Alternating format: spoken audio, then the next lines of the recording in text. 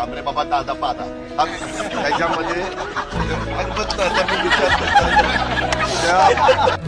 दादा, आम्ही सर्व इथे आले, तुम्हाला कसं वाटतंय? चांगलं वाटतंय. दादा, हे निवडणुकीच्या काळात सर्व भांडत आहे, हे आपल्याला कसं वाटतंय दादा? ते चांगलं नाही वाटत.